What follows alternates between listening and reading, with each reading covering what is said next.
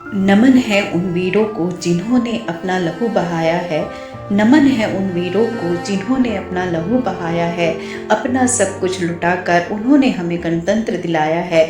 उन्होंने हमें गणतंत्र दिलाया है। माननीय मुख्य अतिथिगण, आदरणीय प्राचार्य महोदय, आदरणीय शिक्षकगण एवं मेरे प्यारे भैया और बहनों, आप सभी को मेरा सादर प्रणाम। साथ ही गणतंत्र दिवस की शुभकामनाओं के साथ मैं इस प्रांगण में आप सभी का स्वागत करती हूँ। सबके अधिकारों का रक्षक अपना ये गणतंत्र पर्व है। सबके अधिकारों का रक्षक अपना ये गणतंत्र पर्व है।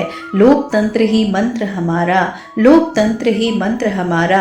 हम सबको इस पर गर्व है, हम सबको इस पर गर्व है।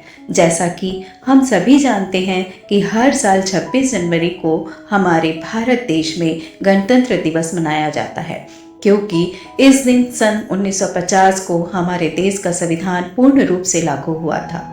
गणतंत्र का अर्थ है देश के सभी नागरिकों के लिए एक समान व्यवस्था और कानून स्थापित करना।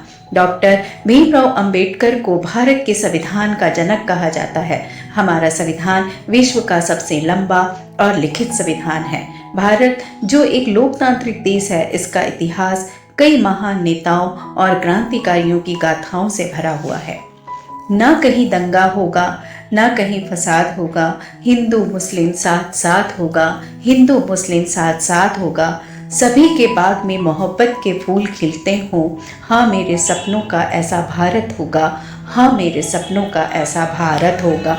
ऐसे देश की कल्पना डॉक्टर भीमराव अंबेडकर और राजेंद्र प्रसाद जी ने तब की थी जब उन्होंने इस देश के लिए 1950 को संविधान का निर्माण किया था। अंबेडकर जी ने संविधान में जिस देश की कल्पना की थी, क्या वो सपनों का भारत हम बना पाए हैं? उनके सपनों में अनेकता में एकता थी। वे चाहते थे कि भारत में अलग अलग जाति धर्म के लोग आपस में मिलजुल कर रहें, वे भारत के नागरिक बनकर रहें। लेकिन आज गणतंत्र दिवस के अवसर पर हमें ये सोचने की आवश्यकता है कि इसमें हम सफल हो पाए हैं। आज देश में जातिगत दूरियां बढ़ती जा रही हैं। छोटी छोटी बातों पर वैमनस्य और नफरत बढ़ते जा रहे हैं। छोटी सी छोटी बातों के लिए घेराव होता है, तोड़ फोड़ होती है, जुलूस निकाले जाते हैं। इन सभी से हमें बहुत दुख होता है और इस पर मैं यही कहना चाहूँगी कि करना है घेराव तो दुखों का घेराव करो, करना है घेराव तो दुखों का घेराव करो। बंद ही जो होना है तो भ्रष्टाचार बंद हो, बंद ही जो होना है तो भ्रष्टाचार बंद हो।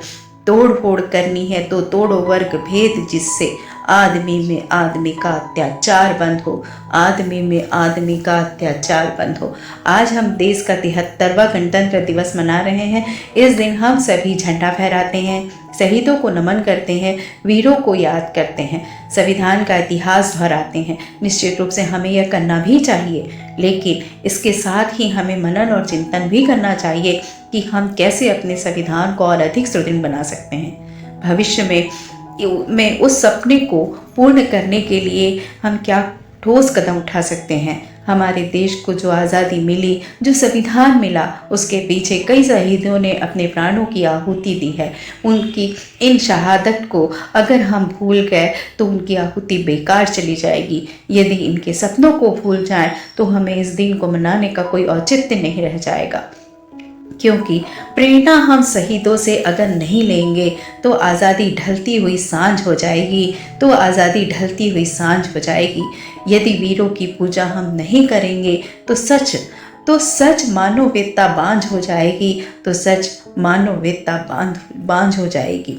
उन्हीं वीरों को याद करते हुए हम सुकून से सो पाते हैं चादर लेकर इस सर्दी में। हम सुकून से सो पाते हैं चादर लेकर इस सर्दी में, क्योंकि कोई बर्फ में बैठा तैनात है अपनी वर्दी में, क्योंकि कोई बर्फ में बैठा तैनात है अपनी वर्दी में। हम भारतवासी यदि जग जाएं तो पूरी दुनिया में भारत के विकास का परचम लहराने से हमें कोई नहीं रोक सकता। इसी के साथ ही मैं अपनी वाणी को विराम देते हुए अंत में बस यही कहना चाहूँगी, हम नहीं हिंदू मुसलमान, हम नहीं सिखो ब्राह्मण, हम नहीं हिंदू मुसलमान, हम नहीं सिखो ब्राह्मण, हम नहीं काजी पुरोहित, हम नहीं रामू रहीम। भेद से आगे खड़े हम, भेद से आगे खड़े हम, फर्क से अनजान हैं हम, फर्क से अनजान हैं हम।